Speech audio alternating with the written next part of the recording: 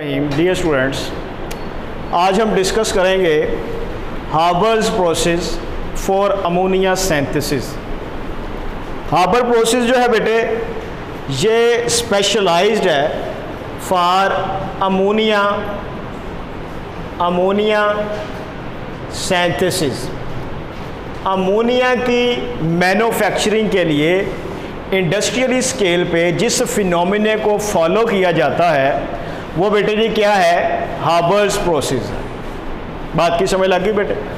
हाबर्स process follow करता है ली शैटलियर principal को, और ली शैटलियर प्रिंसिपल को इस फिनोमिने पे अप्लाई करके हम maximum amount of ammonia synthesise कर सकते हैं।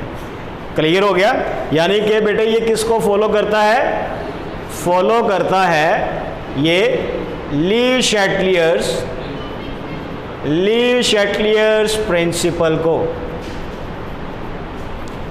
ठीक हो गया? अब मैं इसके रिलेटेड जो बैलेंस इक्वेशन है वो आपके सामने लिखता हूं, तो हमें पता चल जाएगा कि कौन सी कंडीशंस अप्लाई करके हम maximum amount of ammonia gain कर सकते हैं। ये बेटे एक एक्सोथर्मिक रिएक्शन है, -92.46 किलो जाउल पर मोल हीट रिलीज होती है। ये एक एक्सोथर्मिक रिएक्शन है। अब इक्वेशन देख के बेटा जी हम देखेंगे कि इक्विलिब्रियम पर रिएक्टेंट्स और प्रोडक्ट्स के दरमियान मोल्स की क्या रेशो है, प्रेशर का क्या रिलेशनशिप है, वॉल्यूम का क्या रिलेशनशिप है, कंसंट्रेशन का क्या रिलेशनशिप है, टेम्परेचर का क्या रिलेशनशिप है। यानी कि ली शैटलियर प्रिंसिपल की वो तमाम फैक्टर्स जो पोजीशन ऑफ इक्विलिब्रियम पर इफेक्ट करते हैं वो कलेक्टिवली हम क्या करेंगे, वो हम इस टॉपिक में डिस्कस करेंगे। बात की बेटे समझ लग गई? तो यहाँ पे देखें, अगर हम सबसे पहले हम बात करते हैं कंसंट्रेशन की, तो बेटा जी किसके मोल ज़्यादा हैं, रिएक्टेंट्स के या प्रोडक्ट्स के? इसका मतलब है कि यहाँ पर रिएक्टेंट्स के मोल्स बेटा जी क्या है, हाई होने की वजह से रिएक्टेंट की कंसंट्रेशन ज़्यादा है और प्रोडक्ट की कंसंट्रेशन बेटा जी क्या है, लो है। सेकंड बेटे जी यहाँ पे हम बात करते हैं वॉल्यूम की। जिसके मोल्स ज़्यादा होंगे उसके अंदर नंबर ऑफ मॉलिक्यूल ज़्यादा होंगे, उसके बेटा जी वॉल्यूम भी क्या होगा, ज़्यादा होगा। तो इस रिएक्शन मिक्सचर में इक्विलिब्रियम पर किसका वॉल्यूम ज़्यादा होगा? रिएक्टेंट्स का वॉल्यूम बेटा जी ज़्यादा होगा और प्रोडक्ट्स का वॉल्यूम क्या होगा, कम होगा। बात की समझ लगी बेटे? उसके बाद बेटा जी यहाँ पर हम देखते हैं टेम्परेचर की बात करते हैं। रिएक्शन बेटे क्या है, एक्सोथर्मिक है। हीट कहाँ से रिलीज हो रही है, प्रोडक्ट वाली साइड पे। तो जहां से हीट रिलीज हो रही होगी वहां पे टेम्परेचर हाई होगा। इसका मतलब है यहाँ पे रिएक्टेंट का टेम्परेचर बेटा जी क्या होगा, लो होगा, और प्रोडक्ट का टेम्परेचर क्या होगा, हाई होगा। ओके हो गया? अब यहाँ पे देखें बेटे, हम वो कंडीशंस देखते हैं जिसमें रिएक्शन फॉरवर्ड मूव करेगा और हमें ज़्यादा अमोनिया हासिल होगा। ठीक है ना बेटे? तो यहाँ पे conditions for forward reaction, conditions for forward reaction, हम वो कंडीशंस देखेंगे कि जिसमें रिएक्शन क्या होगा, फॉरवर्ड डायरेक्शन में मूव करेगा। तो बेटा जी मुझे बताएं कि क्या कंसंट्रेशन, किसकी कंसंट्रेशन चेंज करें तो रिएक्शन फॉरवर्ड होगा, रिएक्टेंट की या प्रोडक्ट की? यहाँ पर अगर बेटा जी हम प्रोडक्ट को रिमूव करना शुरू कर दें तो क्या होगा, रिएक्टेंट फॉरवर्ड जाएगा। क्यों? क्योंकि इक्विलिब्रियम की पोजीशन डिस्टर्ब हो जाएगी, प्रोडक्ट पहले ही कम है, आप उनको बेटे क्या कर रहे हैं, रिमूव कर रहे हैं, इक्विलिब्रियम की पोजीशन डिस्टर्ब हो जाएगी। फर्दर रिएक्टेंट रिएक्ट करके प्रोडक्ट बनाएंगे ताकि इक्विलिब्रियम एस्टैब्लिश हो सके, रिएक्शन फॉरवर्ड होगा। इसका मतलब क्या है कि continual removal of ammonia make to reaction move in forward direction. या फिर बेटा जी आप ऐड करना शुरू कर दे किसको, नाइट्रोजन या हाइड्रोजन को, या फिर बेटे आप क्या करें, ऐड करें किसको, नाइट्रोजन को या फिर हाइड्रोजन को, तो रिएक्शन बेटा जी क्या होगा, फॉरवर्ड होगा, पहली कंडीशन। दूसरा बेटा जी वॉल्यूम के लिहाज से अगर देखा जाए तो किसका वॉल्यूम ज्यादा बेटा जी, रिएक्टेंट्स का। अब मैंने आपको बताया था कि अगर रिएक्शन गैस फेज में होगा तो आप ऐसे मिक्सचर के ऊपर अगर प्रेशर इंक्रीज करेंगे तो रिएक्शन उस डायरेक्शन में मूव करेगा जहां पे वॉल्यूम कम होगा। बात की समझ लगी ना बेटे। अगर रिएक्शन गैस फेज में हो और ऐसे रिएक्शन मिक्सचर के ऊपर प्रेशर इंक्रीज करें तो रिएक्शन उस डायरेक्शन में जाएगा जहां पे वॉल्यूम कम होगा। तो मुझे बताएं कि प्रेशर इंक्रीज करें या डिक्रीज करें रिएक्शन फॉरवर्ड होगा, प्रेशर इंक्रीज करेंगे तो फिर बेटे रिएक्शन उस डायरेक्शन में जाएगा जहां पे वॉल्यूम कम है। तो वॉल्यूम कम किधर है, प्रोडक्ट्स वाली साइड पे। तो इसका मतलब क्या है कि प्रेशर को अगर हम इंक्रीज करें और वॉल्यूम को क्या करें, डिक्रीज करें, तो बेटे रिएक्शन किधर जाएगा, फॉरवर्ड डायरेक्शन में जाएगा। ओके हो गया।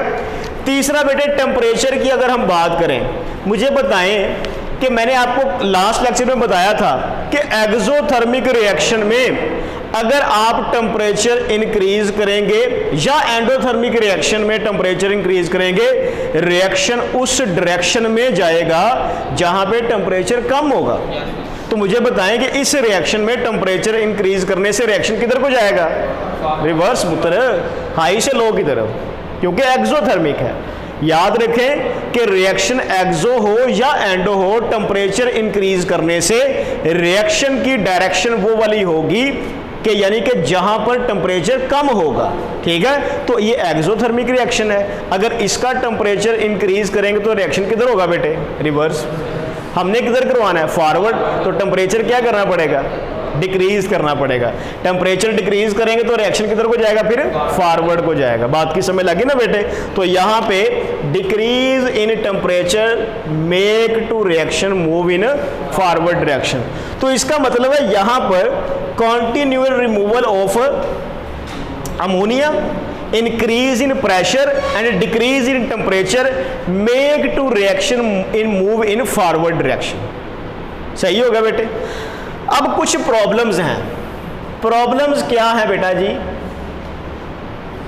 कि अगर आप बुक में टेबल नंबर 8.3 देखें तो यहां पे आपको नजर आएगा कि टेम्परेचर जो है वो Kc के क्या है, इनवर्सली प्रोपोर्शनल। कि टेम्परेचर इंक्रीज करने से Kc की वैल्यू क्या हो रही है, कम हो रही है। टेम्परेचर बेटा जी जैसे जैसे इंक्रीज कर रहे हैं वैसे वैसे जो परसेंटेज यील्ड है अमोनिया की वो भी बेटा जी क्या हो रही है, कम हो रही है। बात की समझ लगी। इसका मतलब क्या है कि टेम्परेचर बढ़ाने से Kc की वैल्यू भी कम हो रही है, टेम्परेचर बढ़ाने से अमोनिया की प्रोडक्शन भी क्या हो रही है, कम हो रही है। वजह क्या है, रिएक्शन बेटे बैकवर्ड होना शुरू हो जाएगा। तो इसका मतलब है कुछ ऑप्टिमम कंडीशंस होनी चाहिए। तो साइंटिस्ट ने, केमिस्ट ने डिफरेंट ऑप्टिमम कंडीशंस अप्लाई की। इस तरफ बेटा जी क्या है, टेम्परेचर है, और इस तरफ क्या है बेटा जी, परसेंटेज यील्ड है।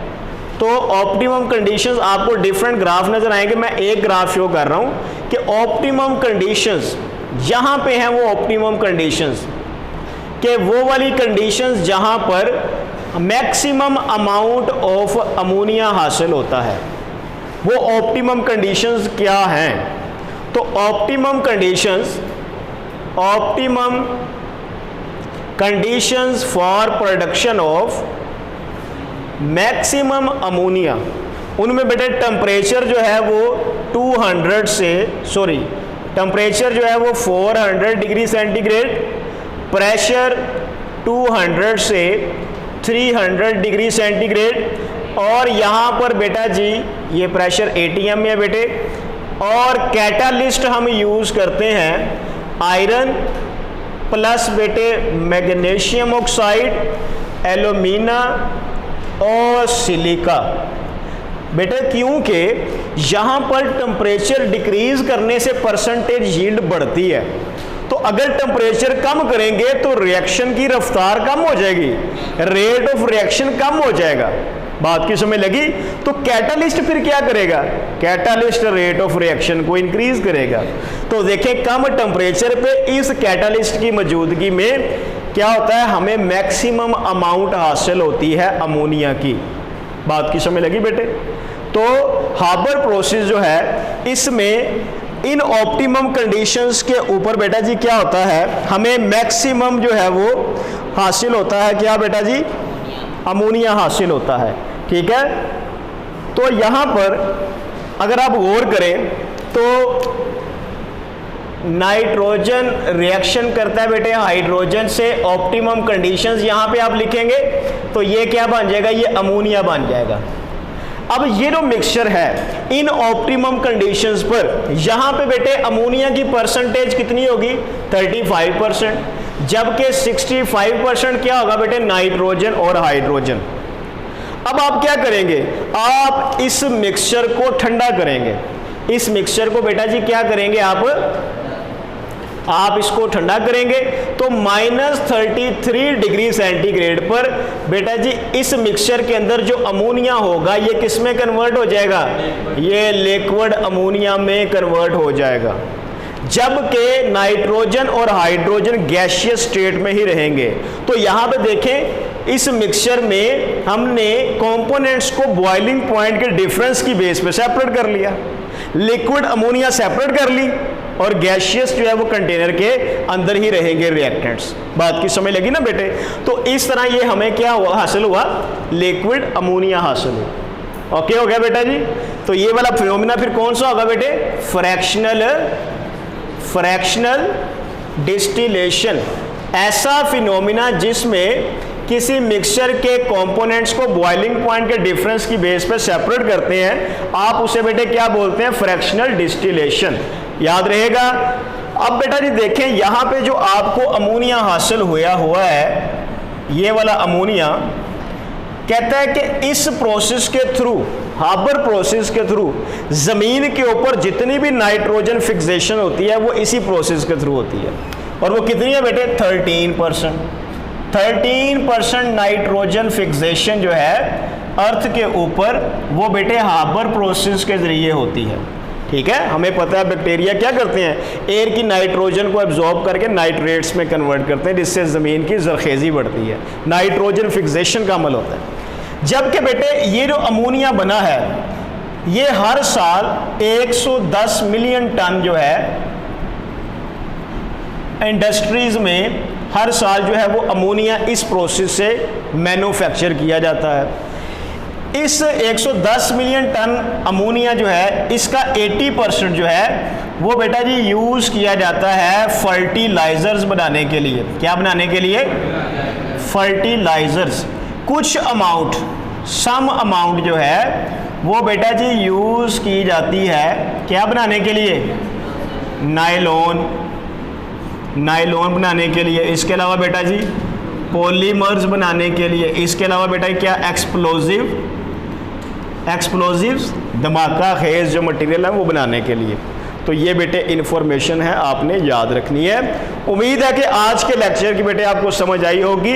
इस लेक्चर में कंप्लीट ली शटलियर प्रिंसिपल अप्लाई होता है सारी कंडीशंस, और इससे बेटे हम क्या करते हैं, ली शटलियर प्रिंसिपल को मद्देनजर रखते हुए मैक्सिमम अमोनिया गेन कर रहे हैं। ये एक लॉन्ग क्वेश्चन है, ये बेटे एमडी कैड का एक फंडामेंटल टॉपिक है, एमडी कैड में भी आप इसको पढ़ते हैं। Any question about this? Thank you.